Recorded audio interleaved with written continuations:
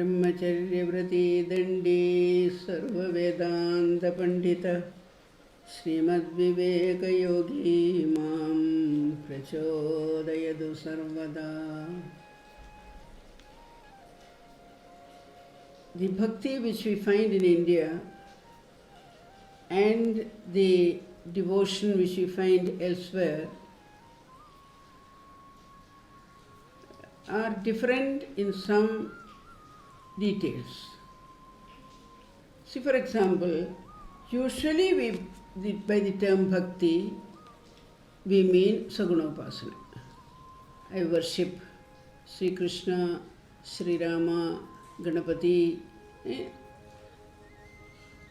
So there is a personal form of God. Where was the need for this personal form of God?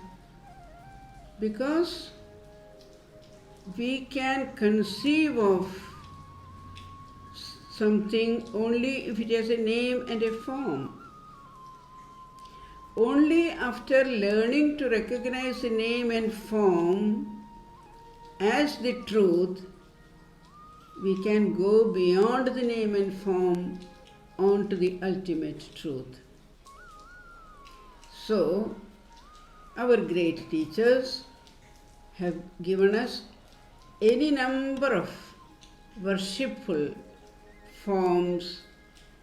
As said earlier, the stotras and all those things have been given to us so that we can focus our mind on an entity and then train the mind to go beyond the form into the formless. Kleshodhigatarastesham, Sri Krishna says in his Bhakti Yoga 12th chapter of Bhagavad Gita, Arjuna, it is very easy to worship God with form, because the form is what you know. The body, the beautiful eyes, the beautiful nose, beautiful face, beautiful limbs, they can easily be thought of. Concentration, if we want in the mind, we must have some name and a form. So, a God with form is very, very important for us in the early stages of our sadhana. We cannot focus on our mind on a nirvigara, niragara, parabrahman. Even though we know in our heart of hearts that that is the truth, we may say, let that truth remain here. For me, my Krishna is the best. My Ganapati is the best. So, Saguna is a starting point. We start worshipping the God with a form and establish a personal relationship with that God, and then slowly learning more and more about it, about that form, their various plays, the stories connected with them, we come to understand they were also representatives of a greater truth. So, we have got our Omkara. Before each deity, we put Om Ganapate Namaha, Om Namo Bhagavate Vasudevaya, Om Shri Mahadevi Namaha, Om Namah Shivaya. Why? Because we know that they are really representing that ideal, the Om, the Nirakara Parabrahma, the Om, A-U-M. So, worship of the impersonal God is worship of the truth. And what truth is that? That I am He. Chidananda Rupa Shivoham Shivoham. So we have to raise ourselves from this materialistic holdings to the higher. If you have read Shankaracharya's Nirvana Shatkam, Mano Buddhyahankara Chittani Naham, like that, on every aspect of our life, He touches and says, no, I am not that, I am not that, I am not that. I am what am I? Chidananda Rupa Shivoham Shivoham. Thus we reach up to the Vedic Mahavakyas, Aham Brahmasmi Tattvamasi, Ayam Atma Brahma, Prajnanam Brahma, etc. by making use of this Saguna Upasana, but elevating our mind from the mundane, materialistic attachments to the higher. Otherwise, there is no other way out. So, only in our Indian tradition is bhakti impregnated with jnana, knowledge.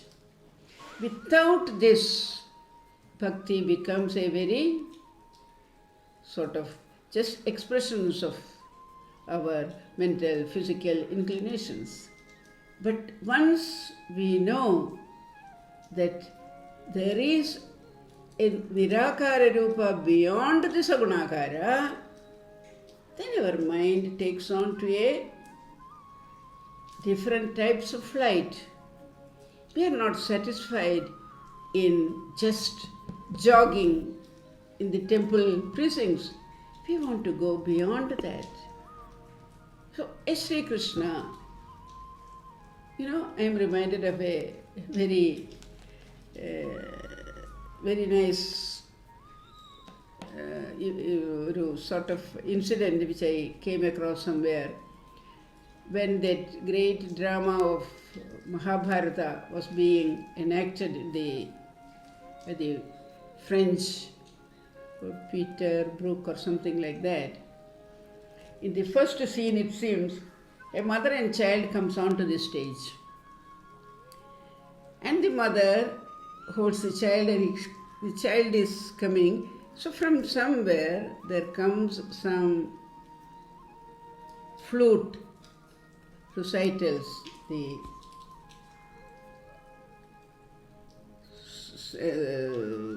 sound waves of the flute. So this little boy is asking, Mother, what is that? Then the mother tells the child, these are the sound waves of Krishna's flute. Then the boy is asking, who is Krishna? So that mother tells the child, Krishna is that universal Chaitanya which is filling up the entire universe. See?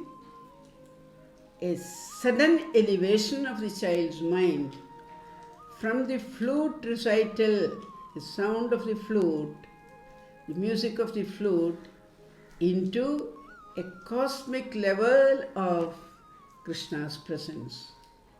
So, in that way, we have to learn to use our symbols to be used as our aeroplanes, as our wings, to soar high into the realms of truth, ultimate truth.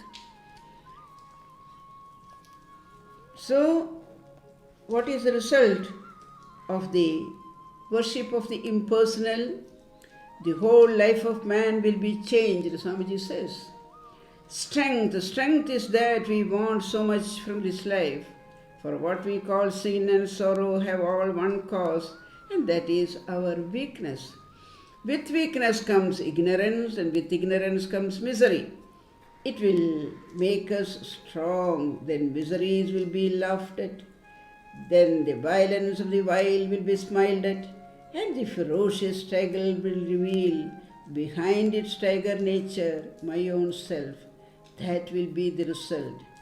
The soul is strong that has become one with the Lord. None else is strong. What is the ultimate gift which we get when we go into the Nirakara meditation? All the weaknesses arising in our mind because of our attachments to the worldly things, worldly thoughts, worldly feelings, they will all be removed, and we are raised into a higher level of thinking. And because we could do like that, we developed a great tolerance towards all the other religions and traditions. As I said earlier, break the idol and go to the ideal. At the ideal level, we may quarrel with people. My idol is beautiful, your idol is not so good. But at the ideal, we have nothing to quarrel about. It is the ultimate truth. So it is necessary. So our great teachers thought bhakti is all right, but bhakti must get more and more impregnated with knowledge of the oneness, so that the bhakta elevates himself into that union with the self or the truth.